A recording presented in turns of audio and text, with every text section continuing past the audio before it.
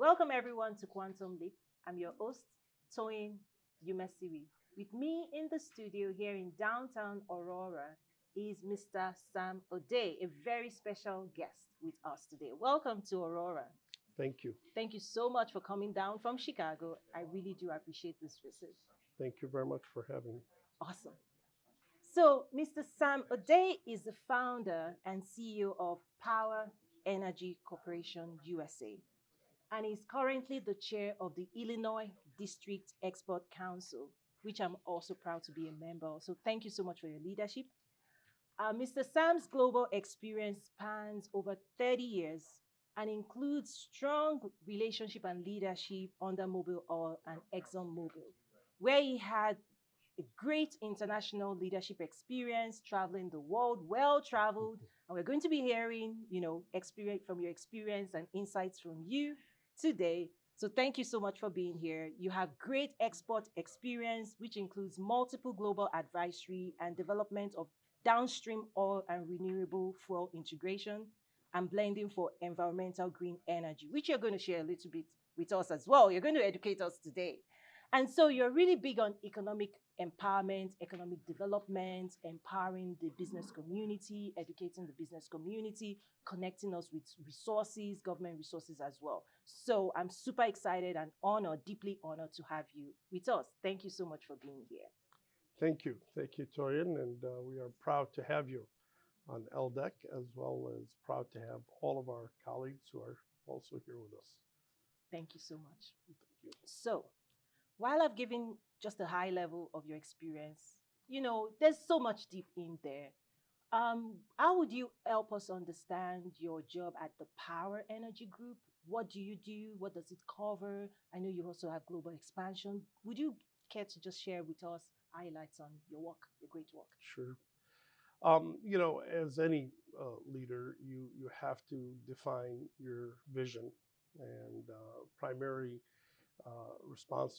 responsibility for me is the vision of bringing biofuels to the petroleum industry. This has been a vision of 22 years. It started after the oil companies started divesting their facilities and sites and basically departing the downstream retail business. And the opportunity came about to introduce biofuels, especially here in Illinois, because we have an abundance of, as you all know, agriculture foundation in terms of both ethanol, which is derived from an agriculture product, obviously corn, and also soybean. So having it here in our backyard made it very feasible, as well as very available to us to expand. This today, this dream, this vision, actually is sitting at over 500 sites in the state of Illinois, currently sell biofuels. We are also honored to say and forecast our growth will be probably another 500 sites in the next 5 years. And yet it started in a single site over 22 years ago, and it has matured. Today, we are the 5th largest industry in terms of both export and domestic impact in terms of economic value in the biofuels. So. Wow. Congratulations. Thank you. I'm sure it hasn't been too easy, but I'm glad and really proud of the successes that you're achieving, not just for your own company, but also the states, where the state sits because of the great work you're doing. And I know you've gotten, recognitions as well for that great work. So thank you so much. Thank you. You serve as chairman of the Illinois District Export Council, and I also have the opportunity of serving with you. Thank you so much for your leadership. So who are we as the IDEC? Who are we? What do we do? How do we serve people? And for the business community in Illinois, what can we do for them? Sure. As you know, the structure of LDAC is through the Department of Commerce. We are an arm of the Department of Commerce to help them with their initiatives and to create awareness and to connect basically people. One of the things that attracted me personally to it was the people-to-people diplomacy. That to me is the key thing. The key aspect of, in terms of LDEC mission, stems from Washington, D.C., from the Department of Commerce. The Secretary of Commerce appoints every one of these professionals who go through a vet process, both them personally and their company, which it does help in terms of making sure the talent on LDEC is an extraordinary talent that could truly help the most important mission, and that is to help export trade, specifically small enterprise companies from Illinois through the world. That's in a nutshell what it is. I think the key to growing and to continue defining ourselves and to continue reimagining ourselves is the key. One of the things I love working with all the LDEC members is everyone is unique and different in what they bring to the table, including here today. So that's, I think, the key is to continue to build on it and to continue to get the awareness out to specifically the two stakeholders. A, the exporters who are sitting at their home, or small businesses wondering how they can go out to the world. And B, all of our alliances through our embassies, through our Department of Commerce, through the State Department, all the government agencies, in bringing back that awareness to us here so we can connect the people-to-people diplomacy, which then will connect the economic development. Wow, thank you so much. People-to-people diplomacy, I love that. So if I'm an exporter here in Illinois, given your experience, what are key things that we should be considering, right? So for someone who is starting to explore exports, you have traveled the world, you've been to different nations, you've participated in a lot of trade engagements as well. So what are some pointers for Illinois exporters that may be considering exports right now? That's a very large question. But, I think, again, the difference in my era, and I am not that old, but for the record, we didn't have the tools that we have today. Okay. Today, we have a lot of tools. The average person has something called the mobile device, who connects them to the world. I look at that as a huge advantage to, as they call it, surf the world, right? But really, it's crucial that any exporter defines their business plan. Okay. I learned a theory, a business concept back in my day without the tools that we have today, called dive. And I never understood it, why it was called dive, but as you will hear, you'll understand why. And when they used to deploy us, which, like military, the foreign relations would say, you need to go into that country like you're diving to that country. You need to basically understand that you are going to set those goals and missions and parameters. So I said, okay, what does it stand for? Because I'm sure somebody thought it out. And number one is definition. Define. Define exactly what you want. Even on a grander scale, you may be sitting saying, well, I just want to create a product to export to Canada. Okay. But it's okay to visualize or to envision that your product could be throughout the world. The second was investigate. Ensure that today's investigation wasn't like our investigation. Our investigation was old school. We had to go to the country, hire some people in the country, work with people in the country to truly know if our product is viable. Today, again, tools, technology, information, network channels, Even different programs such as yours wasn't even available to connect the business community. The V, I just mentioned it earlier, visualize. There's got to be a vision. You have to have a vision, whether it's $1 vision or $1 billion vision, whether it's one product vision or 100 million unit vision.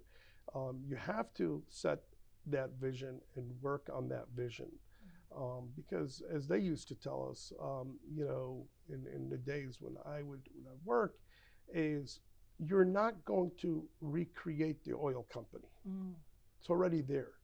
What you're going to do is you're going to grow it and you're going to make it profitable. So their vision was clear to us.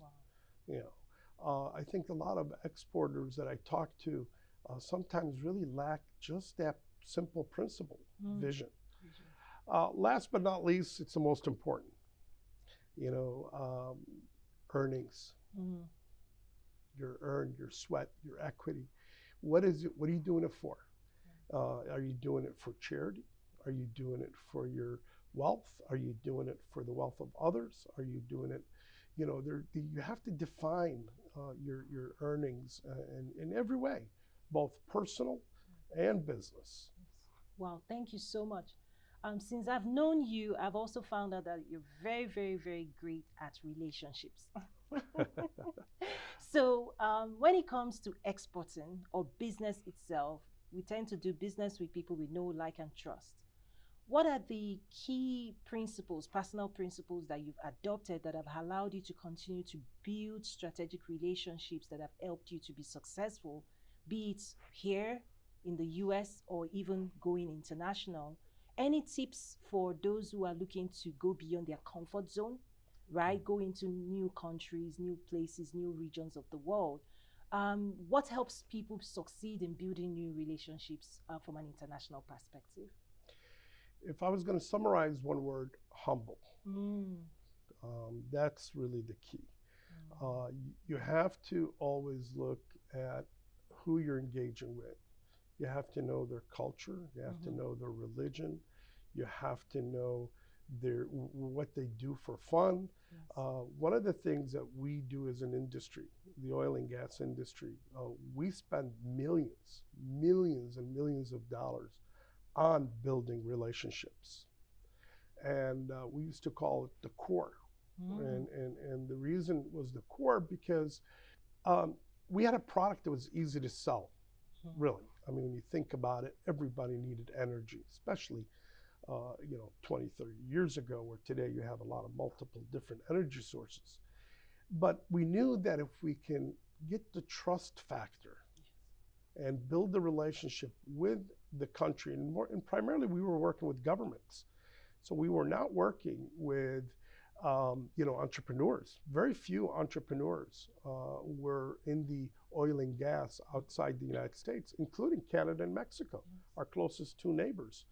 So what would happen is their government would completely work different than our government. So everything that we were trained here to do with our government was really not being able to use outside the United States. Because their government was more engaged in business, because the energy sector was business to them. Now that's on a grand scale, energy. I think when you bring it down a couple of steps or notches, as they say, when it comes to export, especially consumer goods or especially services, I believe 100% relationship of trust, humbleness, and care is your only trade secrets. And that's something every person has. The question, are they willing to utilize and are they willing to show? And I think you said it earlier, the advice I would give, don't hold it in, bring it out. Wonderful. And definitely I appreciate that, because even with our group, the Illinois District Export Council, part of it is that our combined relationship also is something that Illinois exporters can really leverage if they're trying to connect to someone. So can we talk about that a little bit in terms of how do they reach out to us? Websites, information, and for them to also know that we get to connect them to our government counterparts as well. Yes. You know, we're very fortunate here. I've had the opportunity to visit NADEC as well as work with other decks and throughout the country. And I will tell you by far, I know it sounds a little biased, our LDEC is superior. And when you look at the portfolio of each person and what they bring, we have a diverse group, great experiences, including our government partners. I think, you know, I've worked a lot with government and government personnel can be sometimes challenging because they have different rules to work with.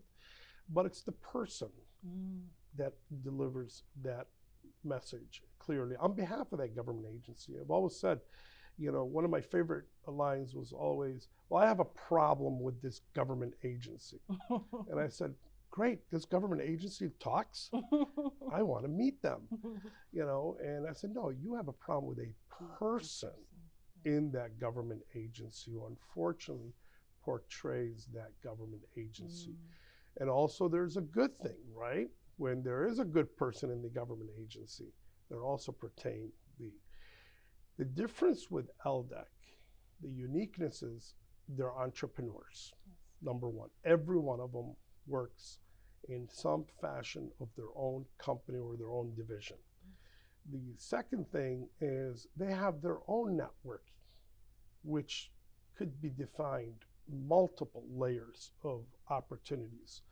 I can tell you every request that came through to us by the Department of Commerce, by former LDEC members, by current LDEC members, we were able to connect the dots. We were able to connect the potential export idea to the export expert within days, which is remarkable when you think about it. And I've had foreign delegations come in where I've reached out to LDEC members and government partners and said, please come and engage. I consider us an ambassador. That is the one word. We are an ambassador to bring the exporter to basically the supply and demand. Because the supply and demand is not defined easily. The exporter is actually who has to define the supply and demand. But we have a role as LDEC, as ambassadors, to connect them, whether to government agency stakeholders, like Exim Bank, obviously here with Ursula, like the CEO, you know, Margot and her team at the state level, and like Dan with the Department of Commerce, and which can take it back to Washington, D.C. and his team and his department, as well as other departments. You know, we're very fortunate that Dan has a great team here in Chicago who is continuing to build on, continuing to offer great programs and services. Just matter of fact, you know, we are getting ready for one of what I call the premiere, the Super Bowl of the Department of Commerce. And DGM, which will be here September 19th. We were yesterday fortunate as the executive committee, Lisa and I and Steve, to visit with them and with the Department of Commerce and see where it's going to be held. And I can tell you that that particular building, that particular company, that particular resources is going to be an eye-opener to even just your typical ambassador LDEC member. Because we walked in and it was like Disney World of innovation, and it was really informative. Wow, thank you so much. So while we are here in Aurora, any key messages to the business community here in terms of pursuing exports as a growth opportunity for their businesses? Any encouraging words for us here in Aurora? Because, you know, we are the second largest city next to Chicago. You know, but we also need to, you know, access more trade information. We also need to build more strategic relationship. And I know personally for me, it's about also building a new culture around international trade development in the city. So, any advice for us here in Aurora from your deep experience? Yeah, I mean, I can tell you, I currently serve on Sister City International Program with the City of Chicago, and I'm very proud that we were, signed a treaty, the Sister City Treaty, with Jordan and the City of Chicago. And I happen to be with the background of Jordanian. I think the reason I tell this story, because this is the story, this is the advice, is I am sure there are people here in Aurora that come from all over the world. First, identify those, because they are your best ambassadors. Obviously, they live here, they work here, they have some love for the city here. And they make them, empower them to connect with their countries. I think one of the things that I will tell you, the leadership of Mayor Daley was, he set the goal that we want to be a global city. So he set the vision, but then he made sure and he empowered us. And I was fortunate to go on 3 delegations with him personally to those countries when there was, and some of the successes were selling Boeing aircraft, planes to countries of Jordan, which then mushroomed into selling other Arab countries in the Middle East. Wow. Where there was a dominance from France and the Airbus product. That's just one. ADM was another successful agriculture product.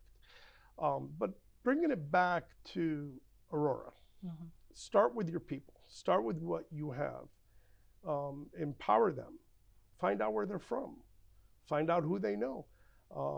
I think you'll be shocked that maybe somebody here, it could be a prime minister's cousin or a minister of energy. It has happened to us. Obviously, Chicago has a lot more. Yes. But I think the key of how do you expose yourself is through those ambassadors. And it's I'm sure you're limited on budgets, as we were in Chicago, and you're limited on how much resources. Reliance on people is the goal. And the people should network you, whether to the government, private sector, or on that international market. That would be my advice to you. That's a great one. Thank you so much. And my final question is usually more leadership oriented. In terms of all the successes you've achieved,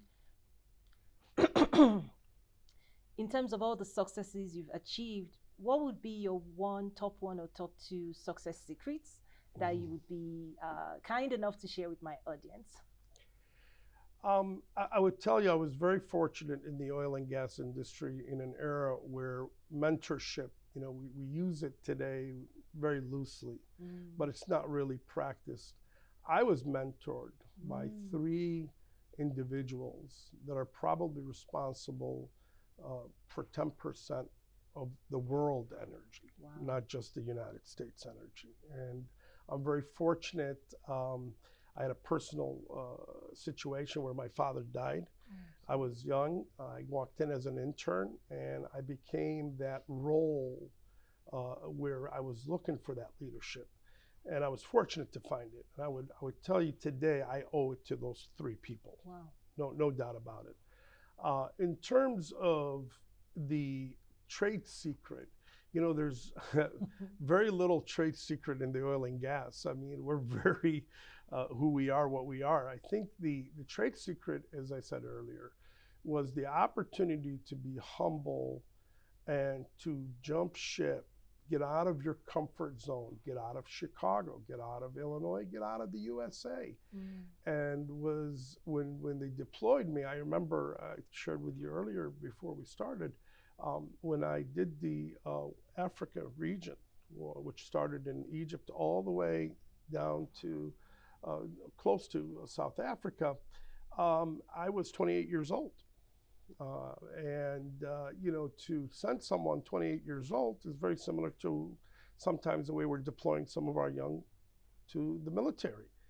And in the military, you actually have the government, you have teams, you're trained, you are also pretty much secured, believe it or not, more than the private sector. Because, while our company was large enough and we had people on the ground, but we had to go in and customize ourselves to that environment. Wow. So, from the food to the way we buy clothes so I think, again, humbleness, adaptation. I tell my two kids today, they're not kids, if you can serve anything to represent our country, go for it. And I'm very fortunate that both of them are involved, with countries that they go. But it has to stem with the person. The person has to adapt and be humble. That's a trade secret. In terms of Aurora, I would tell you, Aurora is missing out on the biofuel industry. I happen to drive here, and I can tell you, for being the second largest city, to have one site in the whole city of Aurora on biofuels, you are missing. And significantly, those are savings that you should be looking at very seriously. And if we can help in any way, I'm sure. that's my sales I'm pitch. sure we're going to make something happen. I'm sure Excellent. the city would love to have that conversation with you and your leadership. Thank you so much, Mr. Sam, for being on the show. And thank you, everyone, for joining me today on Quantum Leap. And I'll see you again next week.